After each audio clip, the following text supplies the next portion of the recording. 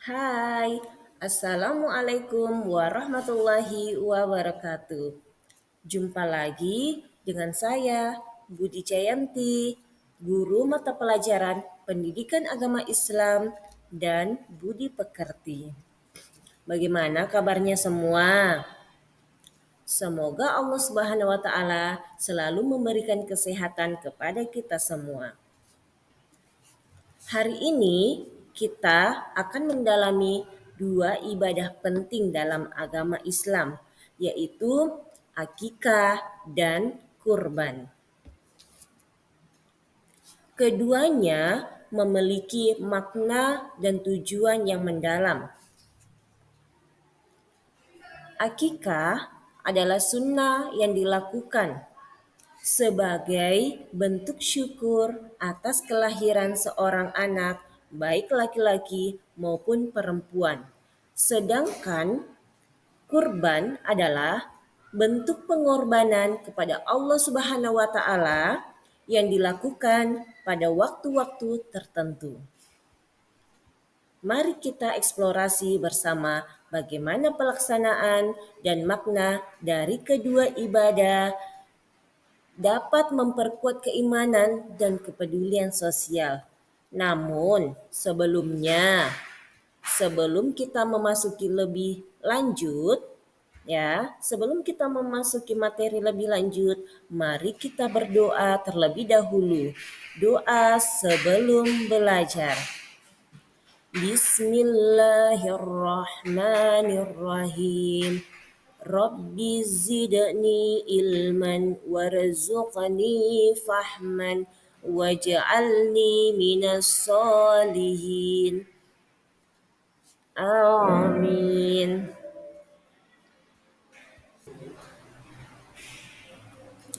Nah, hari ini kita akan mempelajari materi akikah dan kurban menumbuhkan kepedulian umat. Jadi nanti kita akan mempelajari mengenai apa itu akikah. Kemudian bagaimana hukum akikah.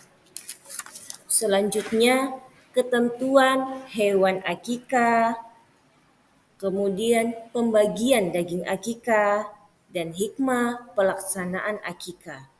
Setelah itu kita akan memasuki materi selanjutnya yakni tentang kurban. Apa itu kurban? Kemudian kita akan memasuki materi bagaimana hukum kurban. Selanjutnya ketentuan hewan kurban, kemudian waktu penyembelihan hewan kurban, selanjutnya pembagian hewan kurban, dan yang terakhir hikmah pelaksanaan kurban. Yang pertama kita bahas terlebih dahulu tentang akikah.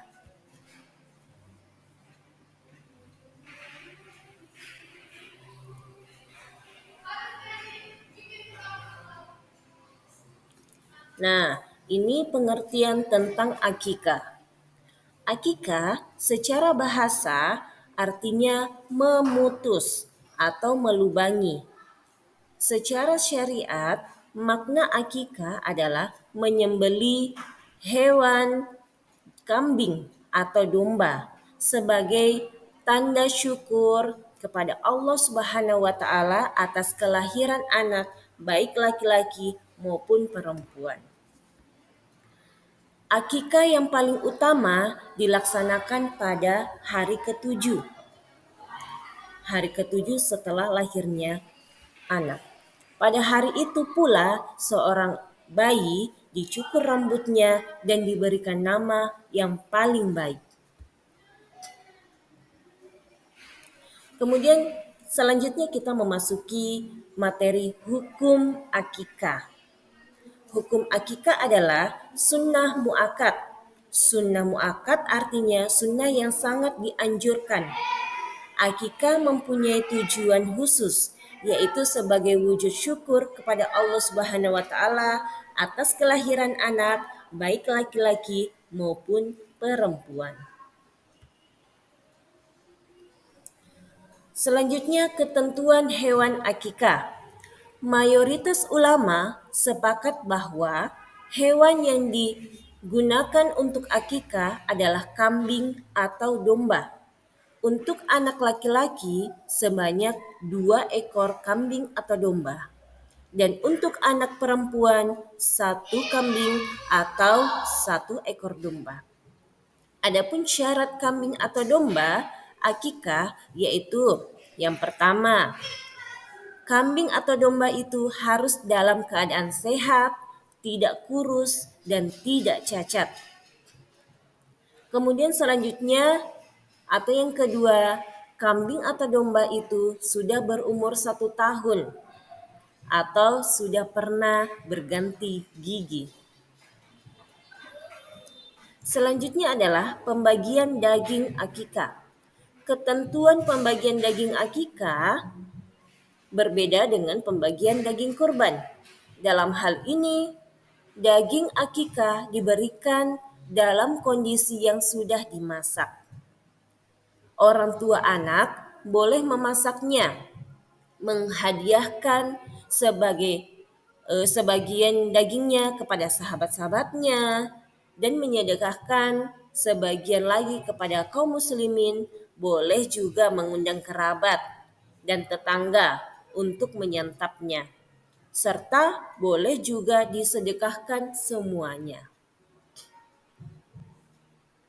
Kemudian hikmah pelaksanaan akikah. Adapun hikmah dari pelaksanaan akikah, yang pertama, menghidupkan sunnah Nabi Muhammad SAW. Kemudian yang kedua, membebaskan anak dari ketergadaian.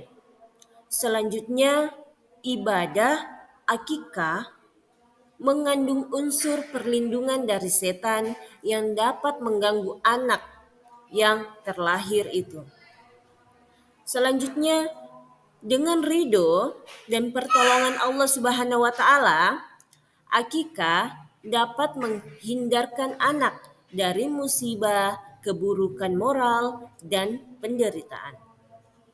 Selanjutnya, merupakan bentuk pendekatan diri kepada Allah Subhanahu wa taala, sekaligus sebagai wujud rasa syukur dan karunia yang dianugerahkan Allah Subhanahu wa taala dengan lahirnya seorang anak.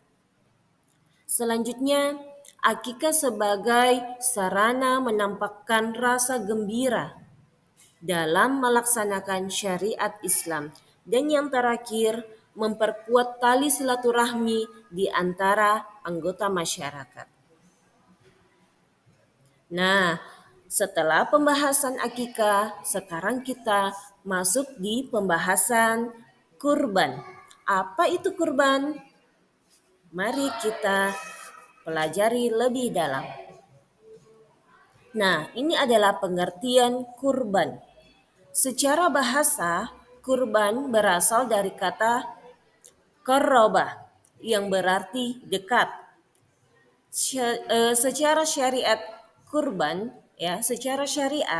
kurban artinya ibadah dalam bentuk melaksanakan penyembelihan hewan tertentu atas dasar perintah Allah Subhanahu wa taala dan petunjuk Rasulullah Shallallahu alaihi wasallam dengan harapan dapat mendekatkan diri kepada Allah Subhanahu wa taala. Nah, kita sekarang masuk di hukum kurban. Nah, pelaksanaan kurban hukumnya sunnah muakkad. Artinya sangat dianjurkan. Bagi yang mampu dianjurkan untuk melaksanakan kurban. Orang yang mampu berkurban namun tidak melakukannya, maka hukumnya baginya adalah makruh. Artinya makruh tidak disukai oleh Allah Subhanahu wa taala dan Rasul-Nya. Selanjutnya materi ketentuan hewan kurban. Adapun ketentuan-ketentuan hewan kurban, jadi jenis binatang yang diperbolehkan untuk dijadikan kurban adalah yang pertama, kambing, kemudian unta, sapi, kerbau, biri-biri. Ya, adapun ketentuan hewan-hewan tersebut adalah unta. Yang pertama unta. Unta yang sudah berumur 5 tahun. Kemudian sapi atau kerbau yang sudah berumur 2 tahun. Jika kurbannya kambing, kambing itu harus berumur 2 tahun. Dan domba atau biri-biri itu harus sudah berumur 1 tahun atau yang telah berganti gigi. Ketentuan hewan kurban. Di samping memenuhi ketentuan umur, hewan-hewan kurban itu harus sehat dan organ tubuhnya lengkap, tanduknya tidak patah, tidak buta matanya, tidak pincang, tidak sakit atau cacat, tidak kurus.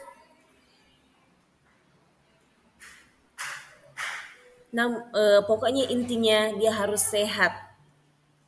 Kemudian ketentuan yang lain untuk jenis binatang unta, sapi, dan kerbau boleh untuk kurban sejumlah 7 orang. Sedangkan untuk kambing atau domba itu hanya 1 orang.